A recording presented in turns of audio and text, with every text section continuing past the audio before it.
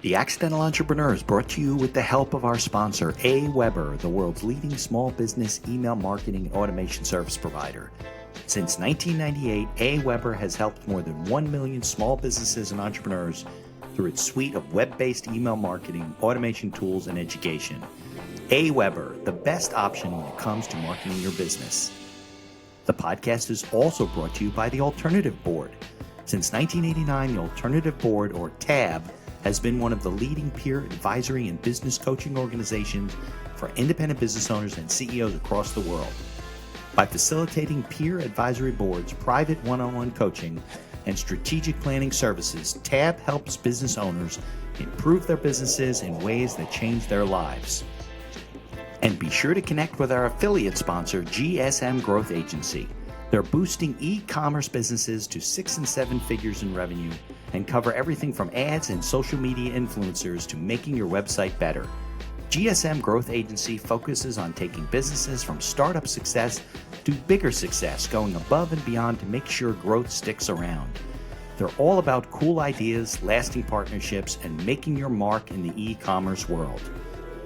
And be sure to support the podcast by ordering some logo merchandise from our online store. Listen to all of our sponsors' commercials later in this episode and follow their links in the show notes to learn more about their products and services. All right. Welcome back to another episode of the podcast, everyone. I'm Mitch Beinhacker. I'm the host of The Accidental Entrepreneur. If you're first tuning in, I have a special repeat guest today because we had some technical problems last time we were recording. So I appreciate very much that Malcolm's willing to come on and redo this today. So hopefully we won't have any technical problems today. So if you are listening on your favorite directory, leave us a 5-star review. If you're watching us on YouTube, like the channel, subscribe, and keep following us so we can keep connecting with really cool guys like Malcolm. So let's get on with today's show. The information provided in these episodes is for entertainment purposes only. It is not a guarantee of success or to be construed as advice of any kind. You should always seek advice from local licensed professionals before making any decisions. The dictionary defines an entrepreneur as a person who organizes and manages any enterprise, especially a business, usually with considerable initiative and risk. People often start a business without much choice, perhaps due to a job loss or just being dissatisfied at work, and they come up with an idea they just know can be successful. They become entrepreneurs by accident. That is to say, their success or failure happens by accident, not with intention. My name is Mitch Beinhacker. I'm a corporate attorney and a business advisor. You're listening to The Accidental Entrepreneur, my podcast about how to achieve success on purpose, not by accident. Join me along with our monthly guests where we share our knowledge and help you get a hold of your business. And now on to today's episode. All right, Malcolm, I'd say welcome to the show, but really welcome back to the show. That intro gets better the second time. Listening to the little tidbits you got dropping in there, I love it, man. I'm certainly accidentally in this space with some intention, but definitely where we landed today is a unique situation. So, right, there's no question. Yeah, no question about it. All right, so maybe we could go back, and I'm watching all the things and the lights to make sure we're recording, like we had some problems last time. Maybe you could tell us about your background, history, and with small business owners or working with business owners. We'll go through that for a while, and then we'll get into Setsera and all the cool stuff you're doing, because it's really a unique approach to business acquisition. I mean, you're helping people with succession planning, and so it's advantageous to you and advantageous to them. So maybe we go back, and then we'll move forward. Yeah, absolutely. So my family immigrated from South Africa, and I always bring up that point in these kind of contexts. Because, I really have that first generation American approach. I think is unique in some ways, in the sense that they came here with very little, and I saw them build from the ground up. I always tell people I lived with my grandmother for the first 3 years of my life. I had a nanny that spoke only Spanish. Like, I saw my parents hustle and try to figure it out. And some things were successful and some things weren't. And they've kind of, paid their own path, right? But for me, it was, really, I was like, I got to go pave my own path. So I went and played college tennis, coached a little bit afterwards. And did kind of that world. And there was a few relationships that came into that ecosystem, and all of them were small business owners. And I was playing tennis with the dean of the business school on a pretty regular basis. And he, I just kind of shared with him, hey, this is what I'm looking to do. This is what I'm interested in. Here's my ideas. And I always had kind of the idea, but I didn't really know how to put the pieces together. all that kind of stuff. And he, kind of subtly said one day, well, I run this business school, you should apply. And so the rest is kind of history from that. I'm really grateful for him and other relationships that kind of. And what school was that, Malcolm? This where was you at played tennis? I played tennis at James Madison, but this Sure. was at the University of Virginia that I went to grad school at, and I was working on the men's tennis team at the time there. Got it. And all that to be said, really grateful for those relationships. People mentoring me kind of into a space. But to truth be told, I kind of went with an eyes wide open, don't really know what to expect other than I want to get skilled up. And on the second day of school, or maybe the first, I can't recall at this point, but very soon starting, I heard this idea of, buying businesses. At the time, it was the search fund, and that's still kind of the model a lot of people follow. But it's this concept of like, there are businesses out there that have to transition. Right. And as a result, there's somebody like myself, young, ambitious, full of some ideas, not so good ideas sometimes or whatever, can come in and try to run these businesses with little to no down risk side of things, unless, you're trying to, do something way outside your zone. So I was trying to figure out in those 2 years, what is my kind of zone of information and things I know and where am I good at and all this kind of stuff. And so I spent 2 years kind of figuring that out, and candidly came out of school, had some unique projects and internships and all this kind of stuff I was doing. Right. And I thought I was really good at kind of streamlining processes. I'm not initially, let's see, sales and marketing. I'm just going to push hard into that. I was like, let me go figure out how to just streamline. So my first introduction to that was working with two guys that were doing food and beverage, hospitality, B2C type businesses. And so they really brought me in to say, hey, we want to build out the B2B side of things. We want to expand kind of our thesis. Can you come in and help us build that out? And I had no idea what I was doing, but I had energy, and let's go figure it out. And so the rest is history. We started doing deals in food and beverage, hospitality, still kind of on the B2C side at the beginning. And I was really trying to push us into that B2B. We were looking at food distribution companies, food processing companies, and the likes. And in that time, when you're also sourcing, you're kind of running the existing businesses and building out the existing businesses.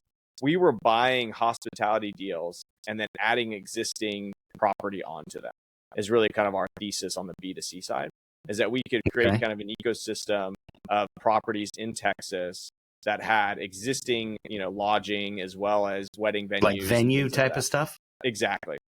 And, in that, again, young energy, let's just go figure it out. I said to myself, I'll be in charge of essentially all the subcontractors that we need to essentially figure out if these projects are viable.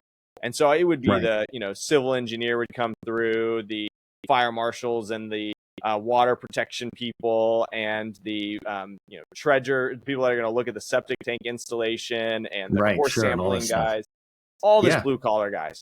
And there was one particular, I started learning through this process, what does it look like to essentially roll out systems and a process to source these deals. Again, starting out at the beginning, didn't know what I was doing, but kind of started building a process. And, through a few key relationships, essentially realized, hey, I really like this. I like creating systems that have software support rather than just maybe documentation or internal whatever.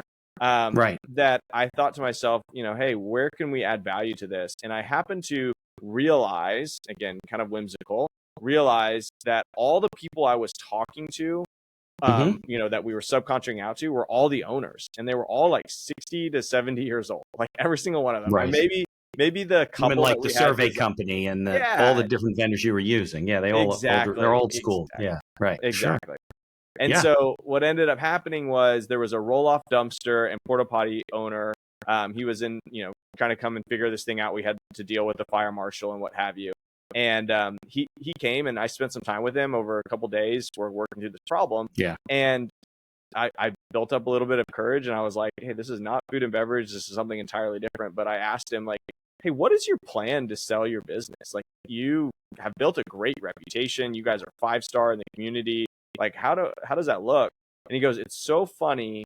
My business partner's son is actually having this exact conversation with us, and we think we're going to transition the business to him in the next year or two. And it really kind of like allowed me to stand out on my own. Like, I've always felt like I needed to be a part of something, not starting at the beginning. Starting from 0 to 1 is incredibly difficult. And so I always wanted to attach myself to somebody to learn. Over that period of time, I learned a tremendous amount that still influences what I do today. But that was the moment for me, turning point of kind of end of 2019, where I realized, hey, wait a second, like maybe there's a world in which I can do this by myself. Right. And so Yeah. moving into 2020, COVID happens, everybody's lives change. What we were like under contract for kind of fell apart. I had headhunted a new CEO for a business that we were looking at. I'd done all this stuff. And really, honestly, I looked at myself that summer and said, what am I doing? Why am I sitting at home with my kids out of school and stressed out about this? My wife was working in the travel industry, and so she was Right. incredibly stressed. Oh And I yeah, was like, she was "Man, definitely shut down. yeah, Right. yeah. And so I was like, let's go grab the reins and let's go do this. And so, yeah, that summer kicked it off. It was just me learning and figuring out, got our first deal under contract. That ended up falling apart. I learned a lot during that experience. And honestly, starting in 2021 and kind of moving forward, started building out the team and perfecting the thesis and what we could do value-wise and how we would do our playbook. And so the rest is history from that perspective. But it was, these whimsical conversations that allowed for unique learning times. So let me ask you a question. If we go back when you were in the learning phase or still discovering this stuff, so it was originally a food service business, B2C, which sounds like more like catering or stuff like that. Yeah, we looked at catering companies, that's for sure. Right. And you said that you put in systems not for necessarily business development, but what kind of systems were you putting in to improve the functionality of the business? Yeah, great question. Honestly, a lot of it came back to reporting, getting information that was in a disseminated area and getting it to a place where we could actually utilize it and make inferences. And that's still what I do today, right? Like we were taking information, it was all gathered, in different pockets with different people and all that kind of stuff. And it wasn't brought to how do we operate this as like true leaders within this organization rather than just putting out fires that come about. And so that was what I felt like I really added value to. And then part of that is, being able to create systems that talk to each other, software that communicated with one another, needed to happen. And, all that to be said, that just transitioned into the business development side and finding these deals and creating CRMs that actually had value, like unlike a many that just kind of sit out there dormant. Like we were trying to actually do something. And that's when I realized, like, again, a world I didn't come from, a world I hadn't seen and got an experience from. This can be actually valuable and tangible. Now it's very mainstream, but back then I didn't feel like I really knew what I was doing, nor that it was as mainstream. Right. So you said that the systems you're putting in place would help you, forget what you said, to source the deals or to disseminate the information that was kind of in different pockets, bring it and aggregate it in such a way that we could actually make inferences on. Of businesses that you may be evaluating or the portfolio companies, the ones we were existing. Got it. And the same thing with the real estate, right? You streamlined a system to help you better evaluate real estate, absolutely the venues you're rolling on. And just honestly the project and communication and follow up with all the subs, like the exhaustion of constantly following up with people needed to have a system. And so we started building that, creating timelines, creating management, kind of all that kind of stuff. Again, to most people, it's project management. To me, like 9 times out of 10 in these small businesses, they don't exist. And so it may not seem that novel, but it's fairly novel still. So, that was what we were doing. And I thought to myself, man, like this guy is the one that I'm talking to, or continuously, I was always talking to the owner of these businesses. And I thought, hey, you've probably got a pretty good business. Like, how is this going to look when you transition out of this? And they didn't have answers. 9 times out of 10, they didn't really have an answer. Yeah, and 9 times out of 10, they don't have the systems for somebody to just come and take over the business. It doesn't exist. So you kind of have 2 models, right? You have one system where you evaluate businesses and source businesses, and then when you get under the hood, what are the kind of things? Because I think it's a valuable discussion for small business owners, people that are listening, to kind of in their own head say, well, do I have these systems? Do I even have systems? Do I use a system? Even if it's in a binder, I mean, I don't even see that. So what kind of things do you see when you get involved in a business in terms of what's missing? And then how do you go about correcting it? Yeah, great question. So we have learned over the years. So in anything I say, full caveat that it's what's worked for us in this current day, and it might change in the future. Yeah, okay, I understand. No guarantees, right? No guarantees, right? But we needed to create frameworks that resonated with the general population of the businesses that we were owning, buying, evaluating, all that kind of stuff. And keep in mind, right? So what I think we're talking about is there's a very select few of people that are doing this regular, actively wanting to be involved in. And honestly, in my shoes, like very few people that are buying, and it's kind of, private business buying is a very like niche thing that's kind of set to the side. Right. So we need you and to I said figure that out, it's not an organized marketplace, right? Yeah, you can't just find these things, right? Yeah, well, that's some of the secret, right? That's the secret sauce. If you can find these things that are, gems that you sourced yourself, it's not like you're gonna have much competition, right? Absolutely. I think so too. And so Right. what we figured out is a lot of these businesses have a lot of information flowing through the owner. And so one of the things that typically is the case is a lot of them have sales oriented stuff through them. And so we created a framework, or I stole it from somebody and I can't give them credit anymore because I've forgotten where I got it.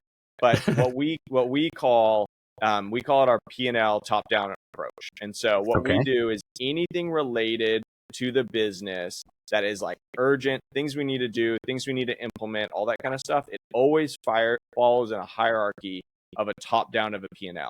So if it's a revenue related thing, it's always at the top. Then we go to cost of goods sold, cost of labor, anybody that's implementing the service or producing the things we're doing or the machinery that we use to produce or whatever. And then down below is kind of any operational thing. So coming in and being able to make decisions like, what's the revenue situation? Sometimes we need to implement people down in the operations, but we don't need to build the most elaborate, robust operational aspect. I just need to know, like, what is the customer mix and who are the actual pain in the back customers? Because a lot of that information is sitting with the owner, and it's like second sense now where they just kind of just do it. But there's a ton of information right there to make us actually create a stable business that can transition. And so like that's who are they doing business with, right? Who are the most profitable people to do business? Who do you like to do business? That type of stuff. That's right. And so I met with an owner this last week, and we're looking at a business, government contracted servicing company, and nice business. But the owner, like, his direct quote was, "I'll be able to tell you who is the one to do business with and who to not do business with." Well, that's all great and good. That's the problem. Exactly. And that's like an underappreciation of how big of a problem that is. Right. And so I try to explain that. And so when we're going through our transition point, like, I'm trying to explain, like, what you think is just natural and just comes to you very easily, like, that is all going to have to be taught and documented at some point. And it probably took him 20 years to get there. It's not like he's just going to say, "Here you go, Malcolm." You're like, "Oh." We looked at a business like that too. It was I forget what kind of business it was, but the owner was 94 years old. He knew every deal. He knew what the relationships were. And I said, "Well, what does this guy do?" "Well, he comes to me and then he shows it to me and I evaluate it." I go, "What happens if you're, no offense, dead?" And he died during the due diligence with this group that we were working with, looking at I knew this was going to happen. Like, he wasn't sick, but, his wife had passed away. That's why he wanted to sell the business and the children. And, he had, life stresses on him, and things happen. He was also 94. So, he expired, whatever. So, right in the middle of it. So I've never had that happen. That is a terrible story to have heard, and that can throw a wrench in everyone's plans. Yeah, that's the reality that we live in. And it's just one of those challenges. And candidly, like, being able to take, again, I think that's information that's centrally located in some form or fashion, if it's a person or whatever it may be, and like creating an understanding of that. And so when we do that, our first priority is always, again, going down the P&L, like, what's the revenue situation going on? Where do the actual sales come from? How dependent am I on this salesperson? How dependent am I on this marketing channel? Whatever it may be, like, let's get quantifiable about that. And that's just what we've learned over the years. So I said at the beginning, like, I was a orientation around kind of operations and streamlining communication.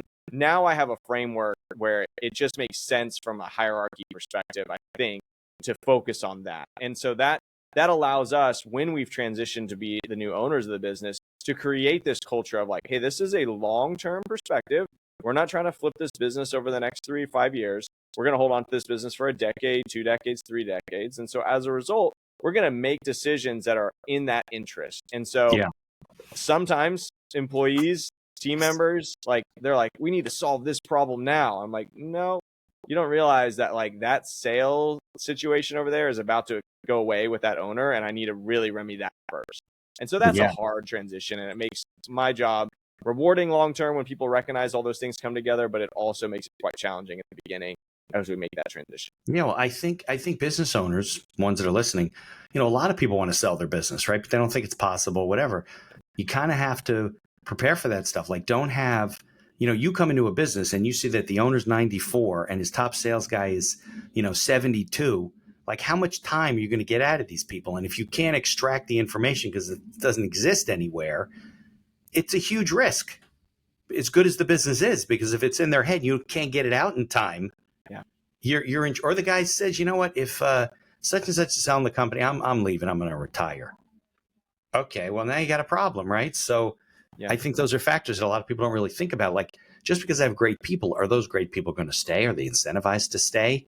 Is there information somewhere that's I work with nonprofits like chambers and things like that. And if they have an office manager who's been there since they started 45 years ago, and he or she is the only person who knows really what goes on in the office, you better get that in a book somewhere. Yep. Like written down, So I'm sure those are risk factors that you look at, right?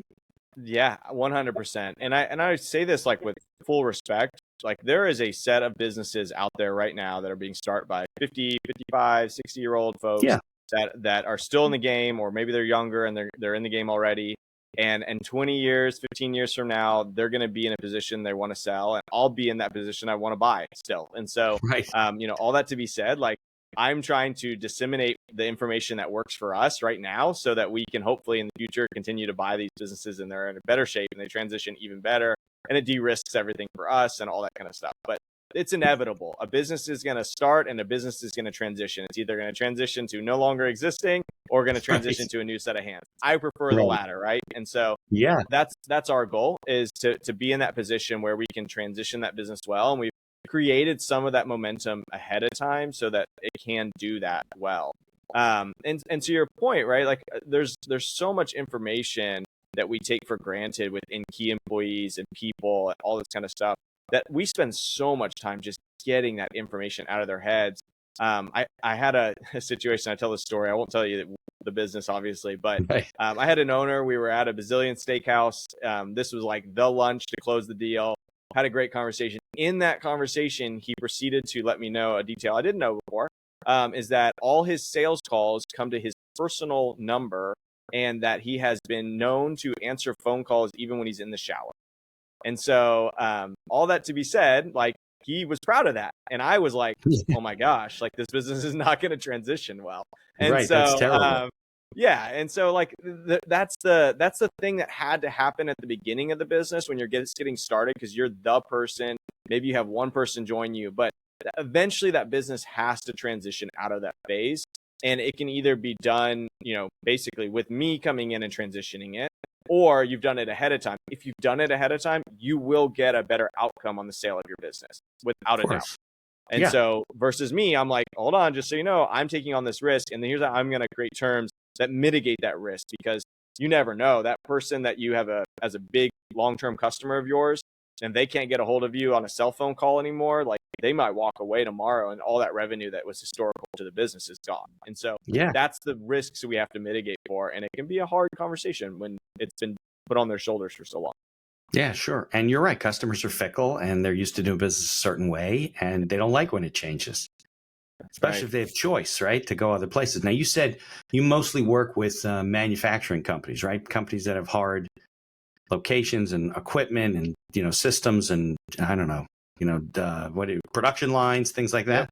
Yeah, I wish they were that sophisticated when we come in, but they we have some semblance of that, right? Right. But we love blue collar industrial type businesses in Texas, and I really describe it as, we love businesses where people's hands get dirty, machines get moving, all that kind of stuff, where there's tangible work being done typically in the day. And so that's across Texas broadly, and we want to be here for a long, long time. And so as a result, we're building that thesis where we want to be the best at this. And so, yeah, we started in manufacturing, we've expanded, and we're continuing to expand outside of that. That's kind of the scope of what we look for and what we're buying. But yeah, we're actively in the market right now to buy businesses that we think have high quality capability to transition. Everyone knows the studies from a quick Google search. Businesses tend to struggle sometimes on the transition. And so we're looking for ways where we can say, hey, we are a good fit, as well as your business is a good fit for us. And it has to be kind of that mutual situation that allows us to come in and really add tangible value. So you're driving down the street and you see the building and it's got 10 more trucks in it and it's grown 5 years later, and you can tell everybody, that's the business you started, because starting's the hardest part. We're just doing the fun part of hopefully bringing the business to that next phase. Right. That was a little business I started that I couldn't make any money on. Now they're doing $40 million a year in gross revenue. Hey, that's a dream. We'll try. So that's our goal. Participate in it. Yeah. So you're like Marcus Lemonis on The Profit, where you go to the company's location into their warehouse and there's just shit everywhere and things are not organized. I'm not gonna lie. I think I've seen every episode of that show. Right. And just kind of what you do, or at least what you look at initially. Yeah. He buys a lot of things, or at the time when he was doing that. I know he's kind of transitioned now. He was buying a lot of businesses that were really struggling. We love businesses that have been flat. They've just been consistently flat for 5 years. Maybe they've gone up 5%, down percent, but they're relatively flat. That's a business that's proven and has market capabilities. People like the product. There's consistent buyers to some extent coming back to them. But it's an opportunity where, like, if we put some gas behind this, both energy and financially, like, what could this become? And so that's kind of the way we look at it. We think businesses are capped sometimes by the culture that they currently have. And we think that we can create a culture that people aspire to. I had a supervisor on Monday this week, sit in my office. His uncle had just passed away.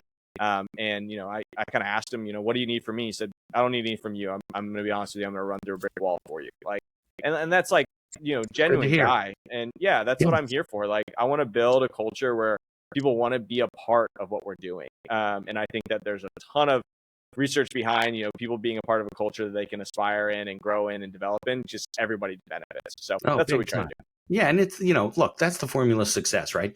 Not only are you running efficiently, but all your people are on board and they buy into your vision and they like being there and they treat it like it's their own. The reason that Marcus Lemonis looks at businesses struggling is because it makes better TV than you coming into some business. You and I do a TV episode of business just flat. They're making money. I can still give you some stories, though. That's for sure. I'm sure. And I'm sure there's surprises when you think it's flat and you find out that the business is 99% of the business come from one vendor or something like that. So we have that. Yep. Yeah, exactly. So why don't we do this? Let's take a brief break and play the commercials, and then we come back. Maybe we can. You don't have to give any names, but I'd love to hear some stories about. Yeah, we did some due diligence, and I think we talked about some of this in the last episode that didn't make it to the cutting floor. But some stories about things we were looking at and we got surprised, or maybe after you bought it, or during the due diligence. I think you have a couple of those, if I remember right. Sure, happy to share. All right, let's take a break.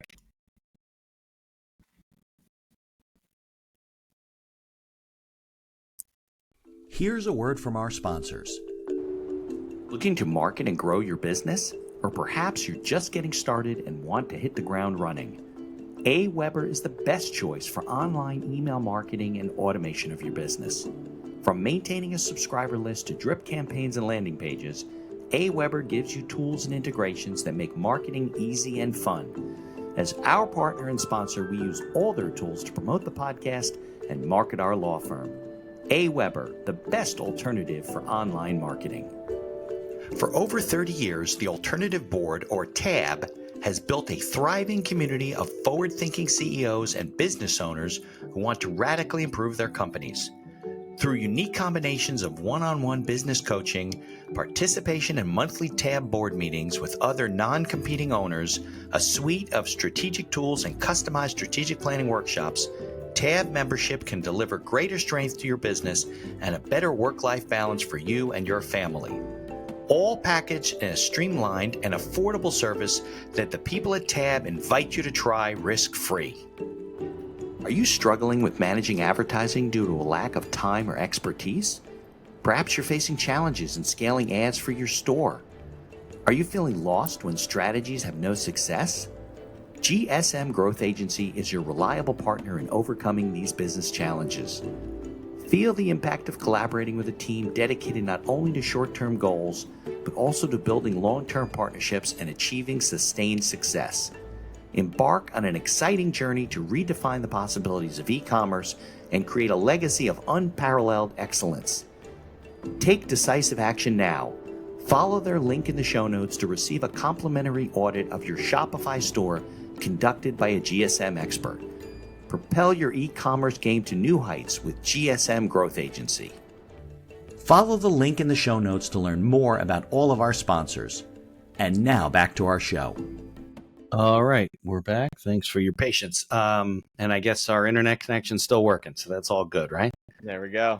Yeah. So maybe we could, I know we did it last time, but for the new listeners, since that didn't make it out, do you have some stories about, hey, that you learned? We were doing due diligence and we thought in the last minute something came up and we killed the deal, and another story could be, oh yeah, well, we did the due diligence, we got into the deal, 6 months down the road, we're like, what the heck? I wish I knew that then. You got some of those? Yeah, absolutely. I always tell people buying businesses and transitioning businesses is not easy. There's a ton of skeletons in the closet. People have things that they maybe don't want to share for whatever reason. And I think most of it's not, fraud or what have you. It's just people hadn't thought of it or they didn't bring it up for whatever reason. So, I always say if we can, let's get this all out on the front end. I'd love to be able to do this on the front end and not get, ultimately confused when things kind of come awry after the fact. And so the front end sometimes is the pre of the letter of intent, the LOI. We'll have those conversations. And I've had situations where, I start asking about revenue mix and come to find out, like it wasn't presented to me initially. They maybe sent me their raw P&Ls and there's some, mixing numbers and confusion stuff there. And we start kind of picking a couple pieces apart and come to find out that big revenue mix is going from one particular customer or, the person that used to have that, it was like a long-term contract and it doesn't show up on AR anymore. They kind of ran that, revenue up, but it's actually still sitting in AR and they're going to take it with them and kind of all those kind of questions. Right. So like we try to dive into that a bit. And then I've had situations where, the owner's been like, we can run this part of this business as a cash business. And I'm like, wait a second, what are you doing? And so we've had all sorts of conversations like that. And I've had, things where I've gone on site and people have been super open with me. And then it's not so much a financial thing. It's a personnel issue. Like, yeah, we had an employee that used to work for us. He left like 5 years ago. He started his own company and now he takes our lunch. Right. Like, and that's the truth. Right. I had this last owner that I met with and kind to share everything with me, but he was going through 5 different lawsuits and 3 had settled and 2 are still pending. Right. Like I'm super grateful for that kind of approach with an owner where they're not hiding things. It's like, hey, here's how it is. Let's have these conversations because it sucks when you go, post LOI into that next kind of phase. You're in due diligence. You're kind of going through the things a little more granular. Maybe you spend a couple days like really opening up QuickBooks or accounting software, and you're like, wait a second, like these margins were, messed with, or they've kind of accelerated some costs, or they've moved some things around. Then you think of what else is this guy hiding, right? Yeah, right. Like, and we always try to put our business as like, it's invincible or it's impeccable or whatever. It's just not. Business is messy. I've had one customer at times that don't pay for like 9 months, and I'm trying to chase them down all across the world. Like it happens, right? And you've got to be able to be upfront about that. Like, hey, that was an issue. We didn't evaluate this customer in the right way when we were doing business with them, and like that's just the reality. We hope it's a one-off situation, but that's where it is, and that might create pause. The reality is, in the situation I'm in, like we can be incredibly patient on the type of businesses that we're looking at. And so those owners often can't, they're aging and they've got circumstances of life. Let's just have the conversation and let's figure out a way where the terms and the price make sense to mitigate the risk that you're not sharing or sharing with me. So yeah, I've had it all. And so, I've been in situations when we've been through due diligence where someone got a PO for a business that we looked at and went under contract with. They got a PO for a big purchase order and they wanted $1 million more for their business and they couldn't really justify that price, but that's just what they felt. They thought the future was really great and they weren't getting to share in it. So they wanted to have an ability to share in it now. And so, trying to explain to them, hey, I'm going to have to deal with the staffing up and facilitating and all that kind of stuff to handle that PO. That's great. That came in. But that didn't resonate. And that person, I think they sold the business in the end. I'm really not sure. That was many years ago now. And, they were a big fish in a small city. And, as a result, like they felt like they could kind of command the conversation. And so, Right.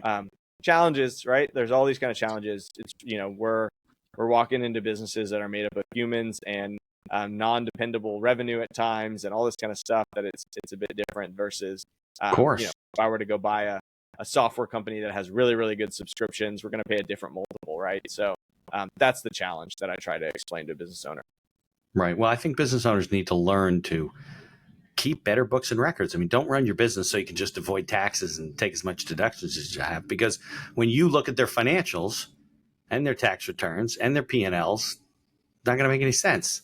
And then they're going to try and convince you how all these things that they've been bleeding out of their business should be added back because you recapture them when you start. And maybe that's sometimes true, usually not, but it's their perception of the business. So I think if somebody wants to sell their business at some point, they should start thinking, 10 years in advance, or maybe from the get-go, how to position the business. Because look, there's plenty of businesses we get involved in, right, where people are coming in and there's an exit strategy because people want to get out, the people that put in the money. So you think about that at the time. And a lot of times, if you're just running the business for yourself, you started making widgets in a factory. Now you want to sell it and they're a mess. Yeah. But, look, I guess, have you ever purchased anything and then down the road, there were some things that popped up that either made you question the deal that you could go back on? Because we saw Marcus Lemonis have to do that, right? He got defrauded. Or you couldn't go back on it, but you were kind of stuck with figuring it out. Yeah, for sure. We, just for context, right? There's reps and warranties to protect some downside issues. We also do a holdback most of the time, put some stuff in escrow. Like there's some different things that happen, right? So we definitely try to protect our downside because we know that there's things that don't happen. But yeah, I've had that. I mean, the true story was in 2022, we had bought a business and my brother got married on the Saturday. I was on a plane on Sunday to go deal with a warranty issue. It was never disclosed. And so thankfully we had, a bunch of holdback to be able to kind of offset that. But we were fronting that for a year, right? The holdback was over a year's long period. We had to all of a sudden come up with working capital to make those changes to right size the warranty issue with that customer. And so, we essentially were either funding that or we were pulling some out of escrow to kind of balance it all out. And to know that in a year's time, when that owner was supposedly going to get X amount more as a payout, we were going to have that conversation. And thankfully it wasn't too confrontational, but to imagine my brother got married on the Saturday, I'm the best man in his wedding. And then the next day I know I'm going to a country, leaving from the airport closest to him to go solve this issue, was quite a shock. And so we solved it and we made it right. And those customers have come back and we had to win them over. But it's a lot for a customer even to hear, okay, the new owner is about to show up. He's going to help solve this problem. It's a problem that, he didn't even know about. And the former owner is not really understanding like this is a big issue, bigger than just a holdback value, right? That's the other challenge that I try to really communicate is like, if there's an issue that's a reputational issue because of the way things have gone about with the last owner, like, and you close the sale and you can solve that with some sort of holdback or reps and warranties, there is like the intangible things you can't quantify issues that people try to as best they can, but they can't really quantify. Like, here's the real impact. Like, this customer is never coming back. And you told me that this was revenue we could expect. And so that's a huge challenge. And so, yeah, that's the one I always tell people that it really can happen. You know, in a wedding one day, the next day you're jumping on a plane to go solve a warranty issue that costs almost $100,000 of just issues. So now, have you ever had, like, I'm sure you have non-compete, non-disclosure, a guy goes, he can't go and work for his buddy now because he just sold to you. Have you ever had anybody kind of, breach that? Because I've had people sell businesses. Knock on wood. I've never had somebody I've never had somebody do that where they've gone and worked for somebody else. Because a lot of the time we're with people that, don't have necessarily the energy to go redo that or start again. Right. I have been in situations where we've been under due diligence and LOI and we have, exclusivity periods, and that owner does not respect that whatsoever. Like, so much so that I've been in due diligence at the site, going through QuickBooks or whatever it might be, and a potential buyer walks through the door at the same time. And I'm like, what is going on right now? And keep in mind, like, this is a real story. The owner had a lawyer that was not a M&A lawyer, but like a family practice lawyer. And, Right. they don't have as much experience. I signed 3 different versions of NDAs just to get the information that I needed to. Come to find out, once I've signed all those things, I'm looking at QuickBooks and going through all the information. The other potential buyer, while we're in exclusivity, shows up and he gets the exact same documents because the owner told the office manager to give him the same documents, and he hasn't Right. signed the NDA. And I'm like, what are we doing here? Right. So true stories, and that's just part of it, right? It's a messy, in some ways unregulated process that people go through, and it can be very reactionary, and people are in a very sensitive moment, and I try to be very patient with that. But yes, I've had moments where I've been very knocked on my heels, surprised by the behavior in those circumstances. Yeah. I mean, look, sometimes you can't really do much about it besides, I don't know, send them a cease and desist letter. You know, I mean, I've had situations where business owners sold and they are older in their 70s or whatever. And next thing you know, they're going over their buddy and saying, hey, I can come over work for you and I got all this business I can bring with me. And, and lo and behold, the guy who he's talking to knows my client from the community. Wow. And happens to mention it because he doesn't even know the guy's on a non-compete. And I've had that half a dozen times where it's just, and sometimes it's just stupidity. Like they don't get it. Like they sold their business. Why can't I do that type of a thing? You're like, well, because you sold your business. See, stuff like that, or doing deals outside the company on their own. Just doing it as a consultant. Yeah. But those deals are supposed to go to your company, which is now owned by my client. Yeah. And people don't get it, but that's the marketplace that you're operating in. It's not an organized, marketplace with, auditors and, VC guys and all this kind of fancy stuff. Yeah. It's just it's a free for all. I love what you're saying, Mitch. At the same time, I love the challenge. It's fun. I think that's where there's outside returns and opportunities. And I get to make a direct impact on these employees and these people that we take these business overs for. Like, I've had many times where, we've been in the situation after we've acquired, and that, that employee that was looking for that opportunity that they never got to be a part of it because I had a vision that was beyond what the previous owner had in mind. And so, I love it. I love the game. It's fun. It's a challenge. Maybe my kids one day will take it over. Who knows?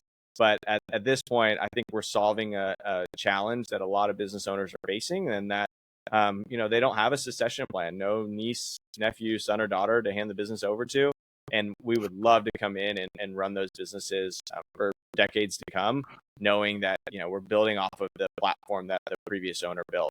Getting into that, early stages is tough. Yeah, so. I've done buy-sell agreements for 2 competitors who were friends. Because if one of them dies, what's his wife going to do? Take over the business type of thing. I've done it with key people. Cool. A lot of people don't have the key people. You got to be creative, on that level. Now, you mentioned before about sourcing deals. So, look, I'm sure you're very excited about networking and hunting and finding and meeting people. Let me hear about your business sitting next to an airplane or whatever. But do you have a system? Because you're a systems guy. Yeah. Do you have a system of sourcing businesses, methodology? Because you can't go to a marketplace and say, oh, what's available today? You got to find these things. So what's your process, your methodology in the sourcing side of it? Yeah. So we buy businesses exclusively in Texas that are 3 to 12 million in revenue, been around longer than 10 years.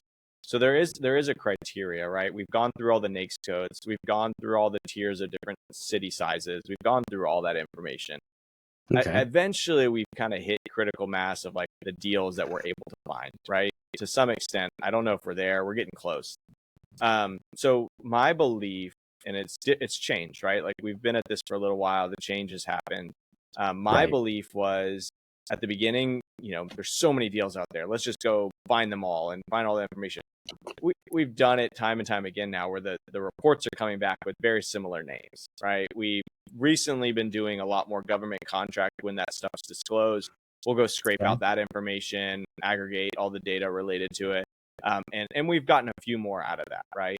And when I say a few, maybe it's 100, right? And so I'm trying to be realistic. These are companies that do business On They do government business contracts? with the government. They've With the won government. contracts. So we were able to scrape out that information, populate it with the right information we need to go Yeah. market to them. But the truth is like, and I really mean this, when you get to that certain point where you've kind of figured out kind of critical mass on the sourcing side, it's all about how do you get in the door at that point. And so Right. that's where we spend a lot of our time, is not trying to burn that relationship by, just blasting them all the time, but being very tactful and thoughtful about how we get in the door and spending a lot more time on that. Is there a relationship that I have that I know they have? Is there a way I can make a relationship with the bank that they bank with?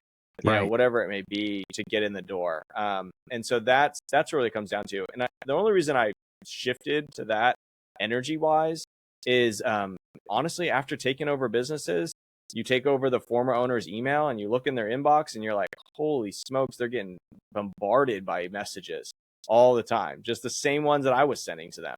Right. Everybody's got their own little flavor, wanna but be like that guy. they're just Right. they're just being bombarded, and like mine happened to resonate. And so Yeah. after learning that after a few times, it's like, okay, like this is about resonating, getting in the door, finding a way to network, finding out if they've written on some, post on LinkedIn for whatever reason that's a part of their local chapter of, society of some sort or whatever it is. Right. Like, how do you get in the position? And that's resulted in sometimes sitting in their living room with their golden doodles jumping all over me. Like Right. that's just what it is, right? Like, Yeah. and Yeah. so Well, these aren't people that have like signs on their front lawn for sale.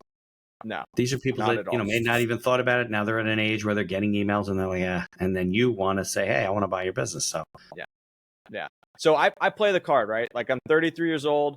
I am that quasi, son that people want to be able to sell to that maybe they don't have, or their son's not interested, or their daughter's not interested, or whatever. Like, I play that. Like, I walk in and I really mean it when I say it. Like, I have done enough research on your business. I understand enough of what you guys do and projects you have done and all this kind of stuff that, like, right. I love it. Like, I'm here sincerely to see what this could look like.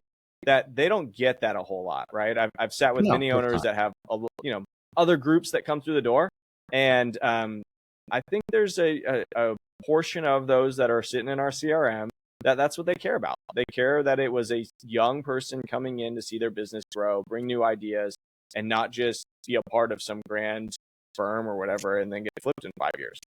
Yeah. They want to see, because they built it. I understand. They want some longevity. They built it. They don't want it to just go away. So no, look, that's salesmanship. That's part of the deal. We call it it's nothing novel. Again, just the way we've gone about it. We call it our ultimate follow-up machine. We've got a process that's got a lot of systems and automations and tools now that's just follow up like crazy in certain creative ways. And I think it's going to yield long-term. We'll continue to iterate, but I think it'll yield long-term a better result than, hypothetically believing there's some mystery amount of leads out there that we haven't touched into yet. I haven't found whenever we pulled a new list that there's been more than a couple. So that's just the way that we've looked at it. Now, Malcolm, do you do a lot of your deals with seller financing, meaning the seller's holding paper, or are you raising capital, or how are you doing those deals? Yeah. So we, for us, whenever we structure our financing on the equity side, we raise on a deal by deal basis. So we always work with kind of former or current business owners that are part of our network, that want to be a part of deals, that want to diversify, they can add value. I can make a phone call. I can send them a contract and be like, here's the circumstance. Give me your insights. You've been in this business or whatever. So value add from an investor side. But from the structure of the owner, we can get fairly creative. We have the ability to obviously get other senior debt and other relationships like that. But honestly, it's really a matter of like kind of what they're looking for. If they are, I want to transition out immediately and I want the highest price possible, like, okay, we're going to de-risk that. Right. And in some cases, like this last owner that I was speaking to earlier this week, like they own a ton of real estate, like a ton of real estate, assets, and that relates to the business, right? And so there's lease holdbacks that we've been doing a lot of offers right now with lease holdbacks, where essentially that owner gets liquid on the real estate and we become the long-term tenant with a new owner or whatever the case may be. And so there's different ways that we can go about it. I am not here to buy and build a big real estate company. I want to operate good businesses. And so we can be fairly flexible from that, where we can take the real estate or not. And I'm okay with that. Right. But at the end of the day, have a cash flow, right? They have yeah, cash flow exactly. the Right. owner, honestly, they want to get liquid and de-risk, and they want to be in a situation where they can sail into the sunset and not have to pay 40% in tax. Like there's a big component. So we spend a lot less time focused on kind of what's the gross amount that you're trying to take away from this business, and really what's the net amount, and what can we do from a terms perspective.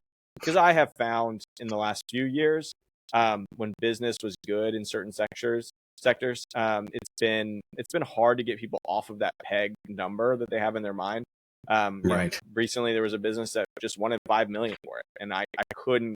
It just didn't pencil. Like it just didn't work. Right. And trying to explain that just didn't resonate. And so we Right. had to come up with some terms. Like, here's how we figure this out, where you walk away with 5, or really what you're walking away from a net, what you would have gotten for 5 if you've gotten a deal done right now, as an asset or stock purchase. So we're still getting there in the long term, but this is how we de-risk it. And so that's where we've gotten better. Again, that's just kind of, I think, the game we have to play long term is getting better at deals and moving faster on deals, and have the reps in to be able to do that with an owner and transition them. Yeah. No, absolutely. I think people don't realize that it's always better to trade terms for price. If you believe in the guy you're selling to and you think it's good, fine, take a piece long term. It doesn't have to be forever. Yep. And you'll get your price. But your price right now doesn't add up. You can't, we're not paying 8 multiple of things. In the professional space as a lawyer, when I had a bigger firm, now I'm just, want to be on my own, never want another employee in my life type of a deal, right? But when we were acquiring smaller firms, we would get brought, let's say, firms, 3 to 5 man shops. And, they had a book of business. They were welcome to join us. We'd pay them extra on their book for a period of time. They wanted like a check. Every once in a while, we'd have a guy come in. Oh, well, I want $750,000, $1 million for my business. I'm like, for what business? Will you have a shop with a machinery or something? No, but I got a big book of business. Okay, those are people. Can't guarantee they do business with us. So you can't, and I've seen people do that, like write a check. They got financing. They bought the guy's practice, and then everyone leaves. Yep. All the customers. So you got to do an earn out on those things. But there's this one guy who was stuck on, I think it was $750,000. He had to have it for his business. And I said, well, not with us, you're not. And I don't know if he found some sucker to buy it. I said, basically, you're finding somebody who's stupid enough to buy your business. Like, that's not good. It doesn't help your customers. Yeah, I've been in many situations where someone's come back, business broker involved, or some kind of lawyer involved, or some kind of intermediary involved, and they are saying, hey, you're 20% off, you're way below even like what they're looking at. And I always say to them, like, if that's the terms you really got, and that's the price you should they go really do got, that. they should just take it. Like, take it. And I always tell them, like, I will be a phone call away, and you can call me right after if it doesn't work out. Like, call me, whatever. And I can be patient like that. We have different goals than that person does. That person wants to sell their one business and move on to the sunset. Like, I'm very upfront that we are going to own other businesses as the historical goes on, and there's going to be some that are going to be like just knock out of the parks, and there are going to be some that aren't. And I'm trying to mitigate so that they're not such very. Yeah, you want to hit a lot of doubles and triples, right? You don't need home runs. You don't need strikeouts. Yep. Exactly. Yeah. Well, I'd say 9 times out of 10, that's a bluff. Yeah. That's either the broker or the owner saying, well, I've had offers for twice that. Really? Well, why did you pass them up? I could get that tomorrow. Well, you ought to do that. Like, I've told people that too. I mean, people say, oh, I can get this work done for half what you charge. And I said, well, then you definitely should hire them. I don't know if they know what they're doing, but I can't do it for that price, and you say, I can't buy it for that price. We're not going to do something where we lose money, and take a lot, or even just take a lot of risk. So yeah, I think it's like buying and selling your home. Some people are like so attached to what they think their home is worth, even though the marketplace just doesn't justify it. Yeah. Because there's no buyers out there I can find someone to buy it at that price. Knock yourself out. Yep, it's hard. Yep, if that deal comes across and you can walk away with a boatload, go for it. I haven't seen it work out very well. So. How many companies do you own right now? I think it's a couple, right? Yeah, we own 2. Hopefully, do another one this summer. So you're really going slow, right? How many deals do you have in the hopper? I mean, honestly, 2023 thought we'd close on another one. Life brought different circumstances and didn't happen, right? And so I'm okay with that. But yeah, there's a group, and I give a lot of credit because I've learned a lot from them, just kind of sitting at a distance, up in Maine, Chenmark. They've done an amazing job at building a brand around kind of long-term and intentional holding kind of thing. There's other ones, Permanent Equities, another group. Like, total credit to them. They were the pioneers in the space amongst like other people. I've got friends that, buy just in Chattanooga. I've got friends, buying just in the Raleigh-Durham area. Like, I know people that are buying very slow, patient. Like, I want to own 10 businesses over the next 10 years. That's the goal right now. Maybe it's different. Right. But we're getting better. I think we're in a walking phase. We were in the crawl phase for a while. I think we're figuring out our playbook. I've brought some new people on board in the last 9-10 months that have really made some significant value into kind of our thesis and how we do things and our approach and our speed to ability and all that kind of stuff. But I'm super grateful for that team. So that's why I started off the intro with a we. Like, it used to be me, it's now a we, and I'm grateful that we were able to take the last year or so, though we didn't get to acquire a business. We've been under contract a few times, but didn't get to close. In those circumstances, we got to build the team that now is kind of the future, and I'm thankful for that. So I know it's not really an organized marketplace, but it sounds like there's a community where you've met people who kind of do what you do. Yeah. In terms of buying businesses. Yeah, without a doubt. I spoke at a conference not too long ago called M&A Launchpad. Just a panel kind of conversation. I wasn't a keynote or anything, but just grateful to be on stage with other folks that have bought businesses. The guy to my left had bought a textile company, and he sits on a board seat rather than kind of operating. And then there's a guy to my right was the complete polar opposite, and I was kind of in between, where he's the one running the ice cream shops he bought, right? So it's just a variety of flavor that people have in this space. And so as a result, I think there's an opportunity for different outcomes for different people and what they're looking to do. Some people buy a little bit further up a market than we do, and some people buy a little bit lower market. We are looking at businesses where there's enough free cash flow that we can do some tangible improvements to, and the business can sustain itself kind of through that transition. All right. So if people want to learn more about you, I think Setsera Growth Partners has a website, right? Yep. Yeah. So Setsera, you can find more on us at setsera.com. It's spelled TSETSERRA. The name comes from my grandfather's farm. There's a little bit of history on there. And kind of the way he treated people both internally and externally is really kind of the core of what we do. And so we try to take care of people and do it well. So there's a lot of information on there. We have some things that we're giving away, and again, just trying to communicate how we go about it in the hopes that we can bring more people into the fold. I can be found on LinkedIn and Twitter or X, and happy to chat with anybody and kind of, again, I love giving out the knowledge, because hopefully that means that we get to look at businesses in the future and add our value to them in the future too. Right. All right. Well, we'll put all those links in the show notes. So, Malcolm, I appreciate you coming on. Looks like we made it through, full recording, no breaks. So we're good. Google, whatever you have there, fiber is reliable at least today. Yep. And let's stay in touch. I want to hear as you make some more acquisitions and continue to grow, and maybe you'll come back on. We'll share some more lessons. Cool. Thanks, Mitch. Appreciate you having me. Thank you for listening to this episode of The Accidental Entrepreneur. Opening and closing music written and performed by Howie Moskovich and made to order music. For information about Howie and his music services, please follow the link in our show notes. If you like the podcast, please tell others about us. You can find us on Apple Podcasts, on Amazon Music, Spotify, Google Podcasts, and most of the other podcast directories. If you like what you hear, please leave us a 5-star review and feel free to share our episodes on social media. If you have any questions or comments, ideas for the show, or you'd even like to appear as a guest, reach out to us by email at info@beinackerlaw.com. The Accidental Entrepreneur is hosted by Mitch Beinacker and produced by Beinacker Law. If you'd like to learn more about our business and legal services, you can find us on social media or visit our website at beinackerlaw.com. Thanks for listening, and be sure to subscribe to our feed to be notified of all future episodes.